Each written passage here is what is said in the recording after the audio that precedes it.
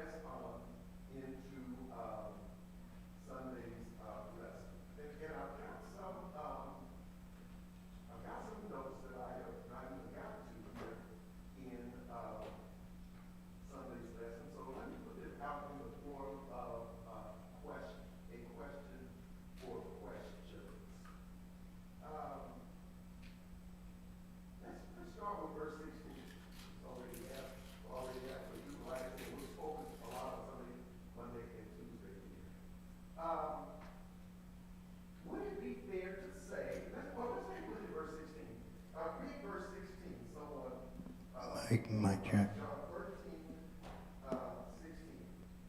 And tell me, well, okay, go ahead. Somebody, I heard people get ready to go for it. Truly, truly, I say to you, a servant is not greater than his master, nor is a messenger greater than the one who sent him. Okay, thank you much for reading verse 16. Class, what is this verse saying to those disciples and what is it saying to us? Let's put it in 2024 language. We can put it in 2025 language if you'd like to. I'm ready for 2025, so let's talk 2025 right now. Go ahead, speak up. I know we only have one microphone right now, but Mic check. don't think that your position is too great that you can't serve others. Thank you. Yeah, go ahead. And what's the reverse?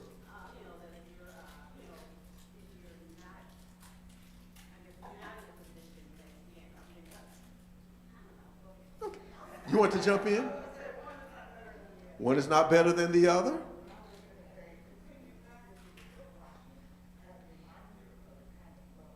Mic check. Yep. So remember this as a symbol of the love that we should have one for another. Okay.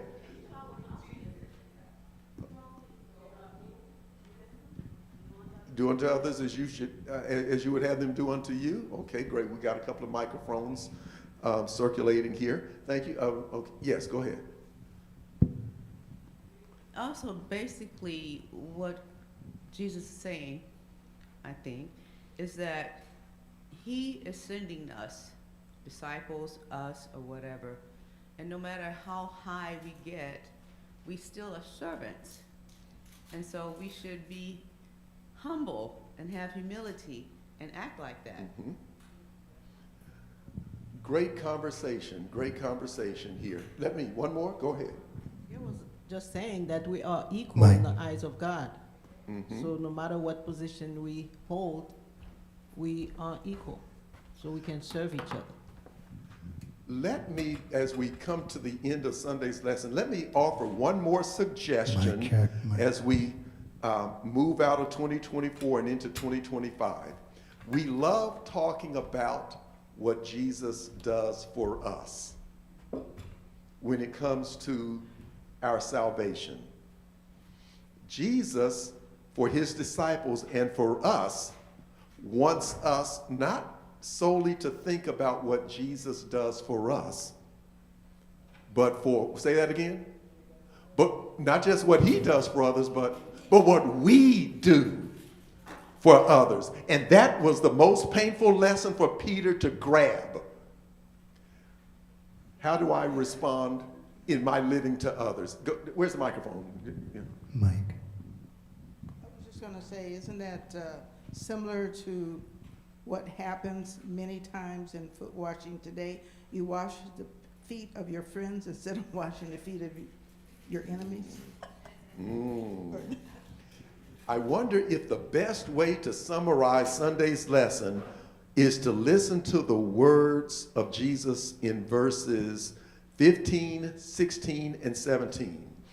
For I have given you an example that you should do as I have done for you.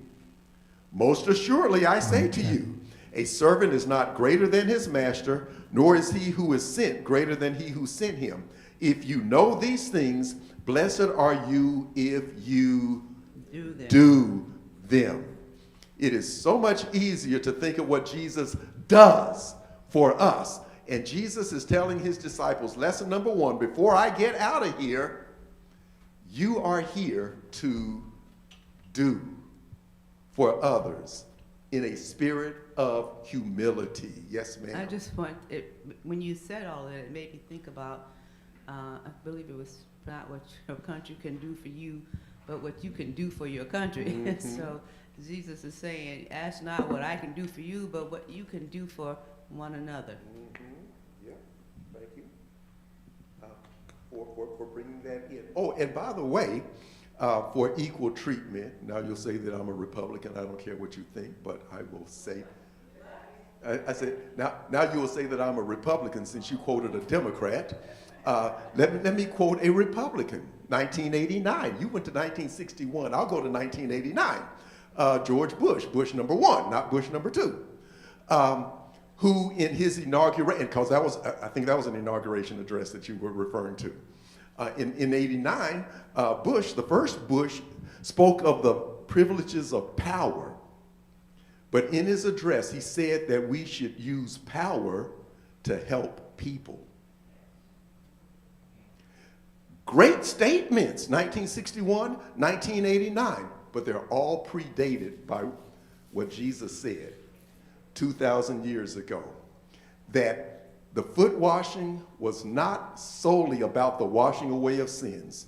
It's about humility, and it's about service. Monday, I said we can't get through all this lesson. We're going to deal with Sunday, Monday, Tuesday, and see what else we can do after that. Monday, oh, look at those words. Are these some of the most favorite words of people? We could probably recite, King James Version, of course. What other version is? No, never mind. John 14, 1 through 3. And Jesus, anything, an editor needs facts. They're not joyful. They're not joyful. They're not excited. They're depressed. Maybe that's why Jesus starts chapter 14 by saying, don't let your hearts be troubled.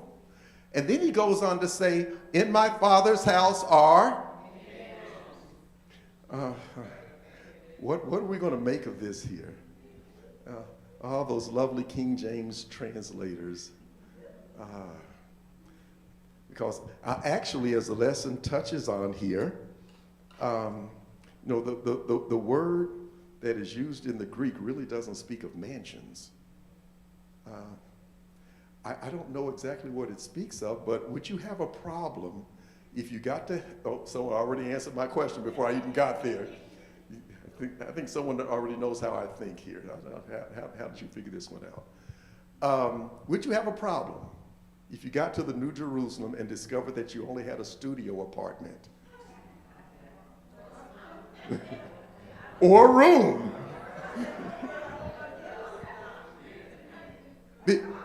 Because when you really take a look at the language here, it defies what we grew up hearing. Am I right? Exactly.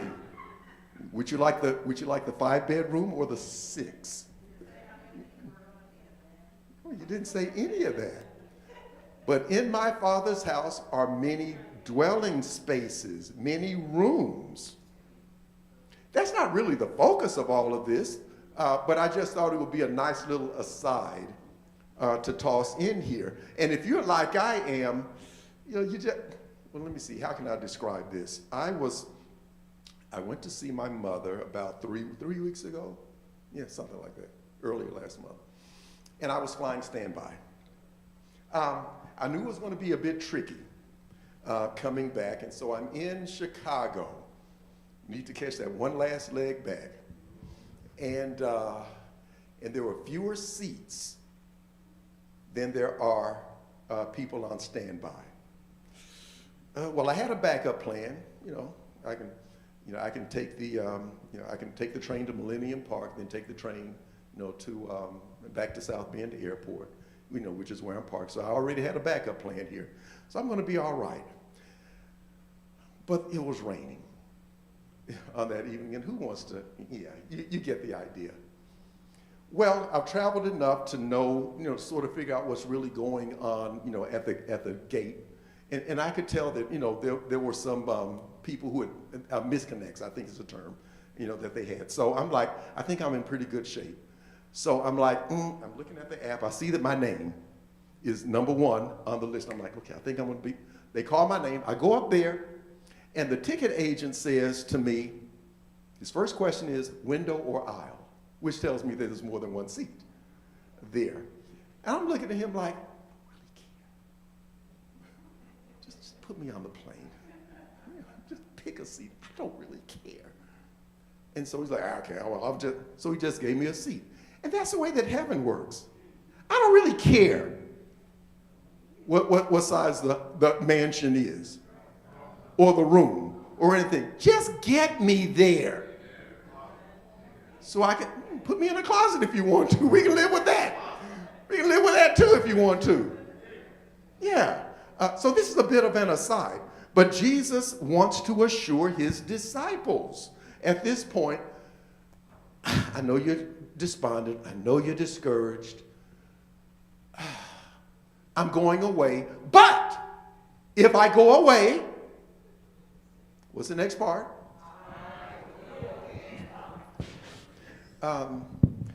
There is, I thought the lesson did a magnificent job in explaining this. This is a term that we learned in Greek a long time ago. It's a present tense word, but it's used futuristically, which indicates even though the event is in the future, it is as certain as if it's today. I am coming again. You know, it's going to be tomorrow, but don't worry about it. If I say it, it's going to happen. You can count on it.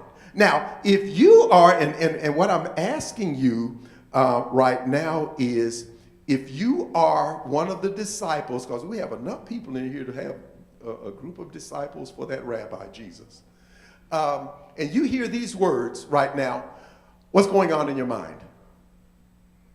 How are you feeling right about now?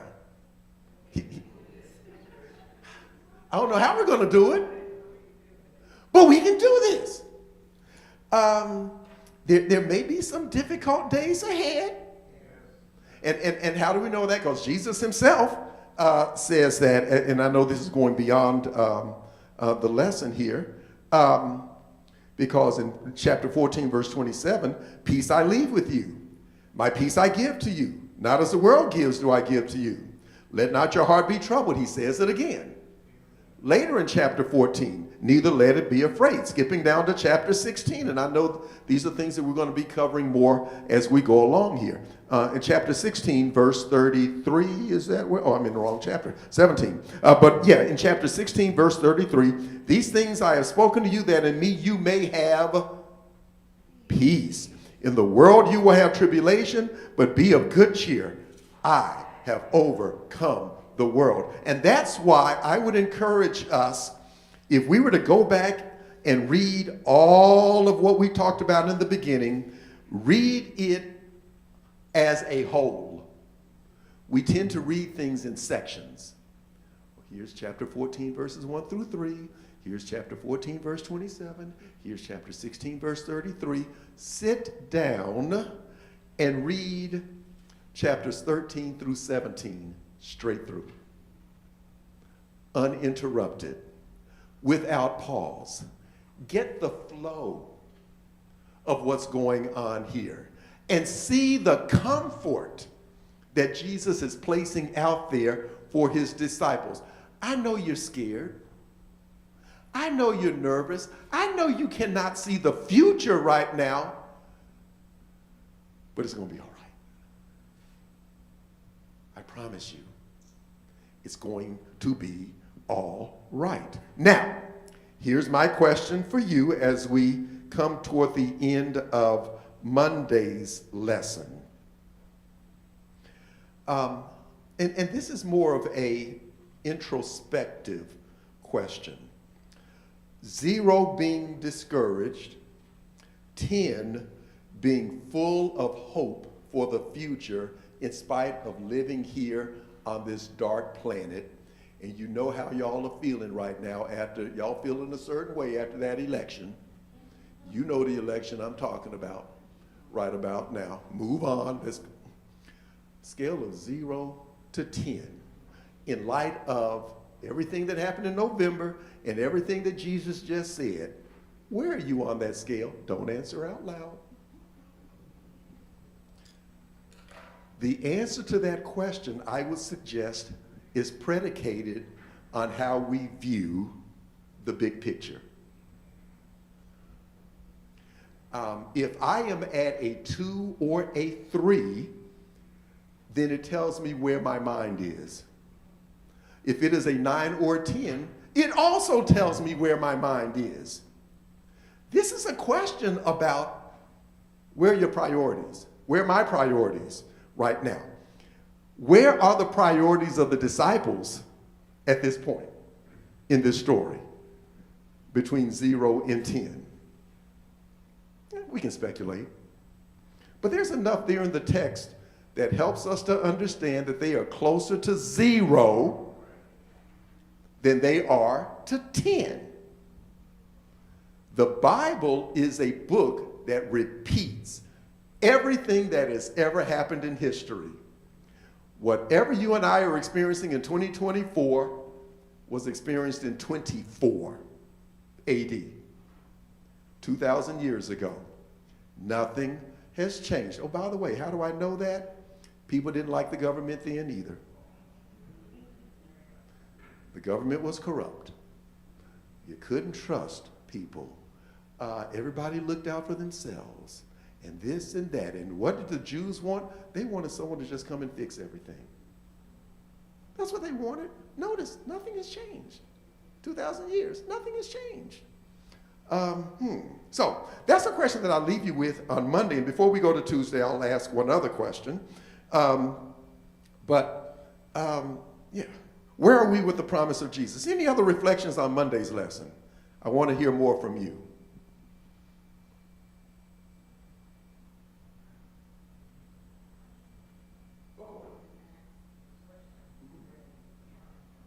Yeah, microphone.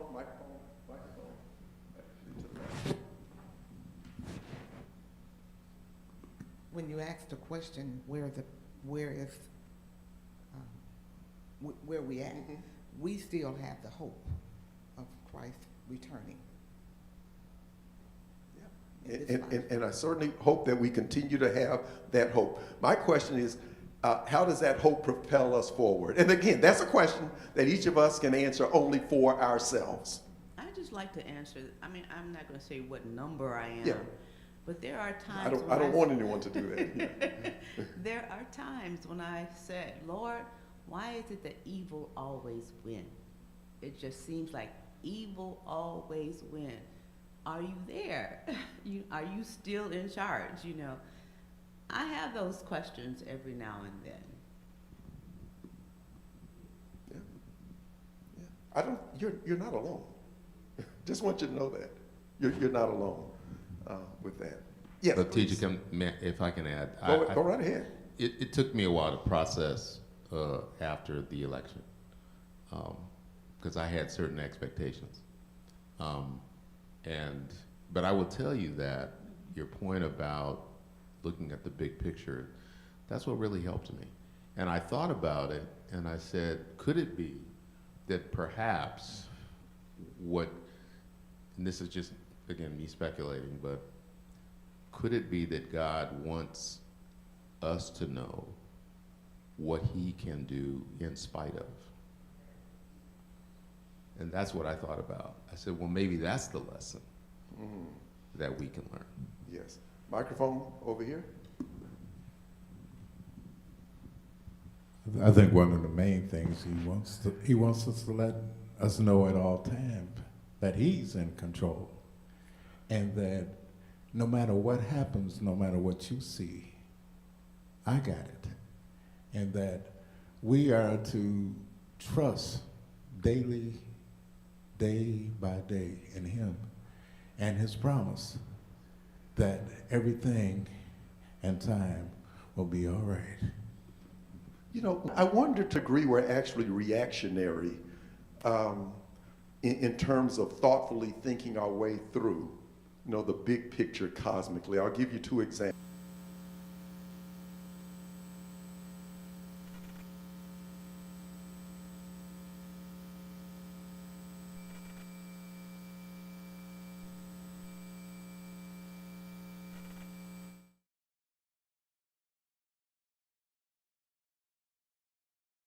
Um, 9/11.